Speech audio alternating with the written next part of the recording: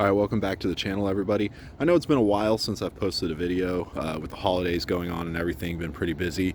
Also, I've been dedicating the majority of my time, energy, and resources to reviving this giant pile of shit.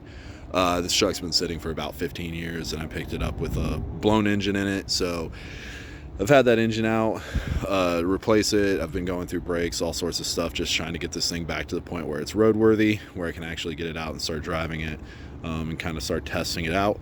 But what that means for the garage is it has turned into an epic dump. Shit is everywhere.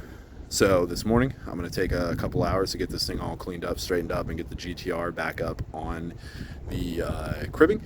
And then once I'm done with that, we'll get into the topic of this said video, and that is how I remove sound deadening from a car. I'll give you guys a couple of different methods to get that accomplished.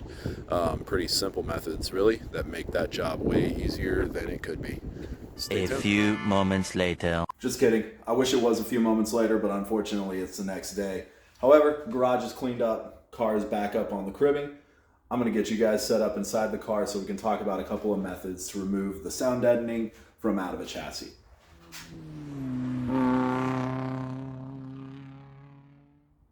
So you can see inside the chassis here, all of the sound deadening has been removed from my car. I actually did this about a year and a half ago. However, today I'm going to go over the same 3 techniques that I used then to remove my sound deadening, and we're going to just use this front area of the passenger side of the car to demonstrate how I went about doing this.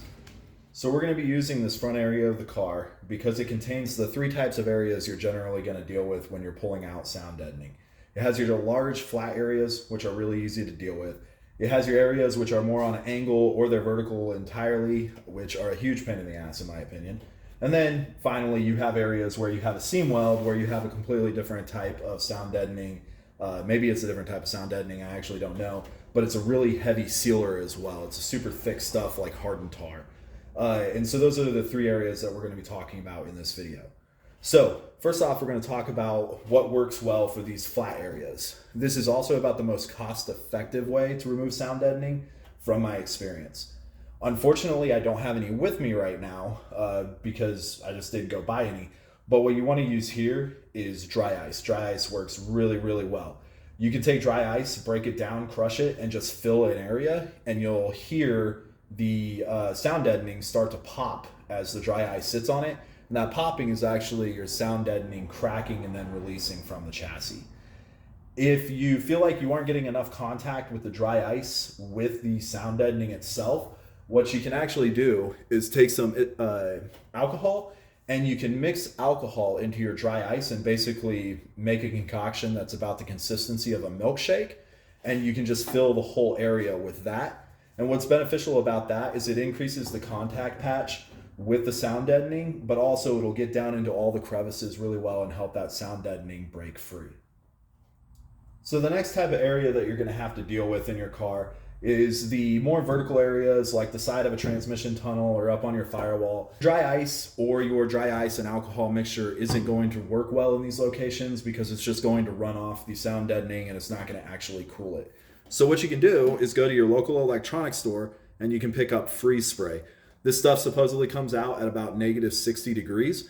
You can spray it directly onto the sound deadening, and as you spray it, once again, you'll start to hear the sound deadening start cracking and popping. That lets you know that it's starting to break up and release from the steel. So this stuff is a great option for removing sound deadening. Unfortunately, it's rather expensive. I'll throw a link down in the details of this video, but this is about the most expensive way to go about removing sound deadening. I don't use this for the majority of the car because of how much it does cost. I just buy enough cans to where I can get these areas just like right in here, and that's it. Everything else I try to use the dry ice with. Now, while you're busy removing the sound deadening, it's helpful to have around a scraper and a hammer as well. As you hear the sound deadening begin to crack, you can take your hammer and you can just tap lightly on the sound deadening, and for the most part, it's going to just shatter and break off the steel. However, for the more stubborn places, you can take something like a scraper and just get underneath of it and just lift it and kind of think about flipping a pancake, right? It makes it super easy to remove those more stubborn bits of the sound deadening.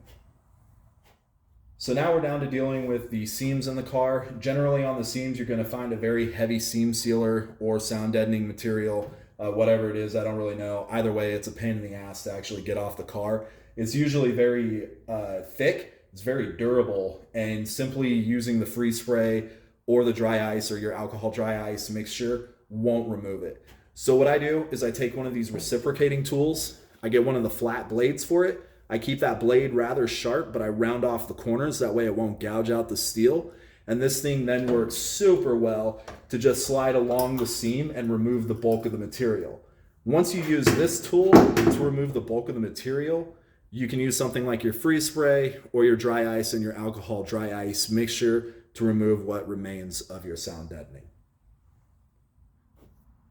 So just to summarize our pros and cons really quickly, using dry ice or alcohol and dry ice mixture is about the cheapest method, and it's really good at removing a lot of material on your horizontal surfaces. Your freeze spray, unfortunately, it's rather expensive, but it works phenomenally on the vertical areas or the areas that have a steep angle to them. And then finally, you have your tool, which it does cost a bit of money, though they aren't crazy. They are, I think personally, they're a bit cheap at Harbor Freight, so just go grab one of those. And it works phenomenally at removing the heavy material that's along the seams. So that's it for now. Those are the three methods that I use to remove the sound deadening out of my car. It worked rather well, as you can see, though there are some areas that I would like to get into and touch up. Remember, as you're doing this, keep safety number one. If you're using the dry ice or the alcohol and dry ice mixture or the freeze spray, wear some heavy gloves and some safety glasses. That way you can keep yourself protected. And then with this tool, it's pretty obvious. Just keep your fingers clear of that blade. I keep mine pretty damn sharp. I'm pretty sure I could cut my finger by sliding it across it. But I'm pretty sure that would take a finger off pretty quickly, and I personally don't want to test out that theory. But that's it for today. If you like what you're seeing here, whether it's the videos on just quick tips like the cribbing or how to remove the sound deadening, or the videos on how I'm restoring the car, please just like and subscribe because it does help me know that you like what you're seeing here. So thanks for joining.